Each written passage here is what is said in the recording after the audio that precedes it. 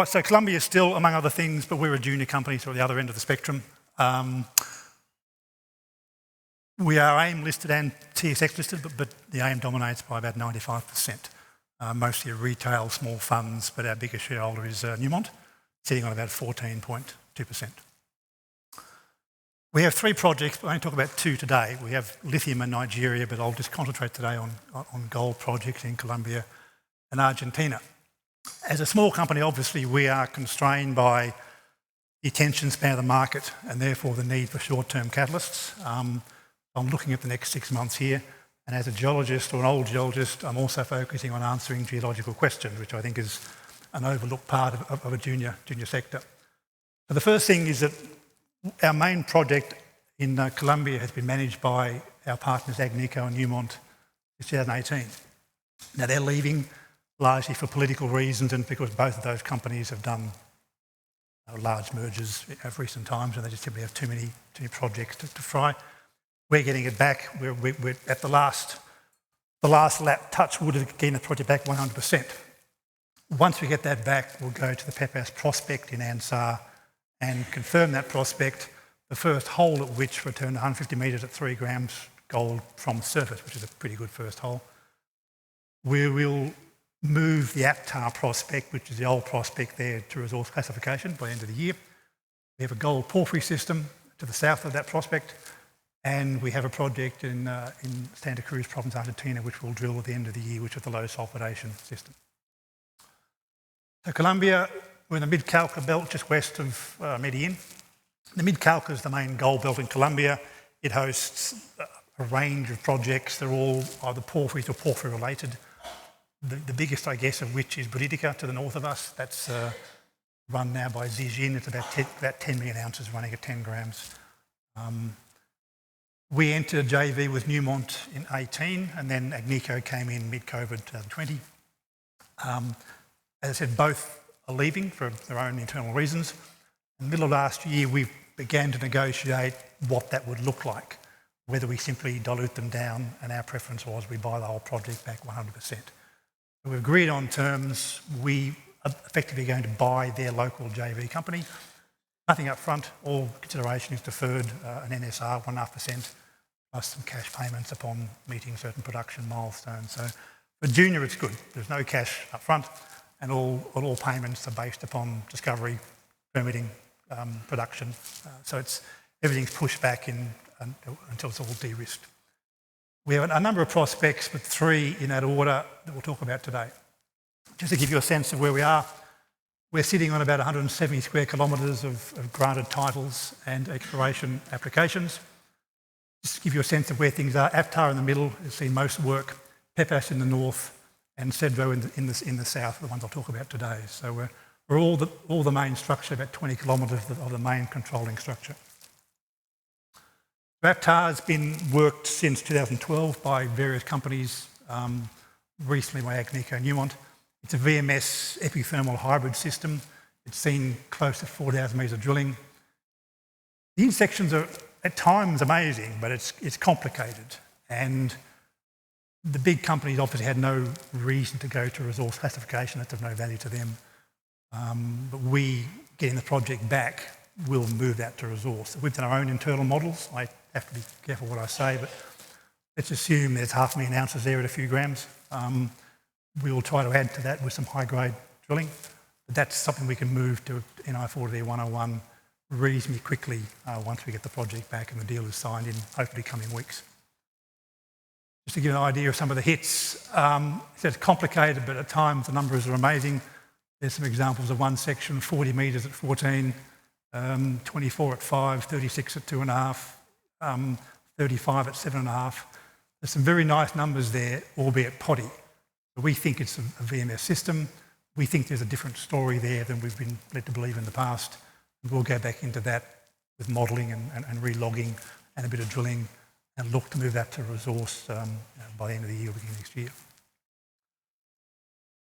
First project, however, is that immediately post-COVID, when the crews were allowed to leave their central base, they went north to Pepas and they mapped this area of sort of 2 by 2K area of tuffs and volcanics with nice geochemical numbers amongst this sea of intrusives.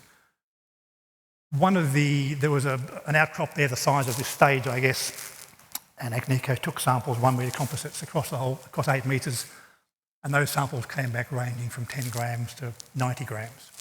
And so a hole was drilled April last year, so April 22. The first hole being designed to hit down dip of this anomaly, and somewhat surprisingly, the whole thing mineralised. That hole returned 150 metres at 3 grams a tonne from surface, which is, this first hole go pretty impressive. 2 more holes from the same pad came back similar numbers, 80 at 3 and about 35 at 2.5, and then 1 hole that collapsed. Now this section was the section from the first hole, and this is what they assumed it was looking like. This was actually wrong. And this is the question, or the geological question, is that when we drill the first holes into a new mineralised body, despite good numbers, we never really know what the orientation is. And so normally what you would do by the textbook is you would move the rig across to the right and drill from a different direction. And you'd poke around a bit for a while. You would define the dip, the orientation, the controlling structures, and then step out gradually. This is what you would do by the book. Our partners, I guess being huge companies and being in a bit of a hurry, didn't do that. They simply assumed a dip, stepped back 500 metres and drilled deep holes and missed everything. And then decided for political reasons to leave Colombia. So they've left us with this, a lovely target, that we can come back to and do things by the book. Looking at the plan section, just give you the indication we're looking at, that long holes, hole 1, 150 at 3. And then near the end of the hole here, we see 3 little laser here, 3 little sections. So there's the first sample at the bottom there, which is 8 metres at 50 grams. And then there are 2 artisanal tunnels that were put there by locals about 20 metres deep into the hillside. We've entered those somewhat dangerously. And we found that not only were they the same rock as in the drill hole, this sort of large breccia system, but they're running the same grade. So they're running, that northern tunnel's running between 1 and 10. The tunnel to the end of the hole's running between 10 and 80 grams for the entire length. So they're nice high-grade examples. And that sample, the 2 tunnels, rather than being one grab sample of a shiny object, they're methodical composite samples, about 90 of them, spread over 60, 70 metres. So it's a nice indication of some substantial scale. We now go into an isometric view. I'm told we can play that video, can we? Oh, there we go. This is what we're seeing. So on surface, we're seeing those tunnels and the surface samples, and there's the first hole. But the question is, well, there's the first hole, 150 at 3, the same material at surface, 65 metres away. What's happening in between? Now, I won't presume it's all the same stuff, but it's a nice question to answer. So the plan is, once the transaction's done, is that we will come back and we'll do what should have been done at the beginning. So I'll move the rig to the other side. We will drill into the first hole to confirm the mineralisation and to define the dip, the orientation, the plunge, and the controlling structures. Now that might seem somewhat cynically to be a director's hole, because the hole will start at high grade and end in high grade, but it's done for legitimate geological reasons. We need to understand the dip and orientation. Once that's done, we will just begin to step out in a small increments in a methodical way as a junior should do. So this program will commence immediately post-transaction, so hopefully in July. We're in July now. That's 800 metres, 5 holes, very cheap, and we have the money in the bank to do that ourselves. So that's the first catalyst, the commencement of drilling. We have changed labs. Those holes take a week each. The lab in Medellin will give us results in 4 days. We've tested that. So we can get that market news flow running quite quickly.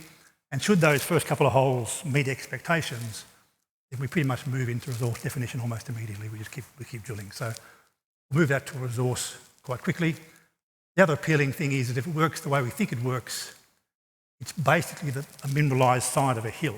So early days yet, but the strip ratio would be, well, 0 in effect, and everything falls down the hill with gravity. So it's actually a very, very nice mining scenario should that ultimately come to what we think is going to happen. Socially, it's a nice area, no farming, no one lives there. There's a few cows, so we're not in a settled area. And most of that forest is regrowth and not particularly sensitive, so it's a nice place. Colombia, obviously some complications, but we're quite comfortable now that it's moving in the right direction, which ultimately is the key. It's where you are, it's the direction you're going. Then just south of Aptar, at the bottom of the prospect, is a porphyry system. This was found by Anglo-American, who looked at the place in 2013 for copper, found gold and walked away. After being told by Agnico Newmont that they wanted to leave, they were still required to map and sample to meet the licence requirements and obligations. They went down here and mapped this, 3 by 3K porphyry system, all the right alteration, all the right systems, vein swarms. Some of these veins run 10 grams a tonne. This has just been touched, so we get this back. We will go in and remap this in more detail. We'd like to drill, but it's just far too big. We don't know where to start. So we'll go into there and remap that at the same time as we're drilling and define drill targets by the end of the year. So Colombia becomes exploration, but one in resource definition, and one exploration stage. It moves us to Argentina, which is a very nice place. I was there last week. Getting a bit cold. When the companies came into the JV, we had the freedom to look at new projects around the world. We looked at scores of projects available for JV, and most, to my mind, were poor. They were either cost too much or they'd been around the block 5 times, and I didn't feel comfortable to add any value. So we went back to grassroots. And we found a project in Patagonia owned by two geologists, local geologists. It had key features. It was a large bit of land, 600 square kilometres. 0 entry cost, very low cost the first couple of years. And rather oddly, we were able to negotiate a pathway to 100% ownership, which is very unusual for a JV.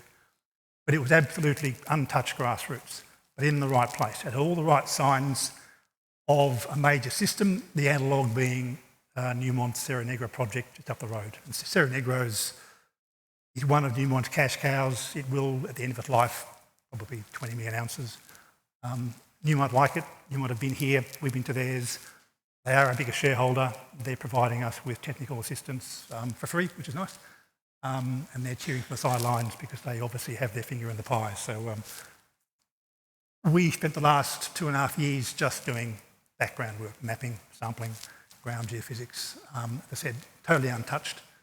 What we're seeing geologically is exactly what we'd expect to see if there was a Serra Negra there. So a large southeast-northeast structure, massive silicification, massive vein swarms, all the right geochemistry for exactly what we would see for a large low sulfidation system. So early stage, the market doesn't care, but we feel as a company having an advanced project in Colombia and a bit of cash and a willing spectator in Newmont, that this is a project that we're able to move forward cheaply to the point now where we want to drill this at the end of the year. We put in drill permits, they'll come back in October and we'll be drilling here after the winter recess. So a great project, and we just felt as a company that geologically this was a far better use of funds than just re-drilling some old dog. So the test will be in the drilling end of the year. This is where we are, short and sharp. This is me. Give me an email. I'm living in Perth, but I'm hopefully moving north, so I'm always happy to meet, and we're upstairs, so come and see us.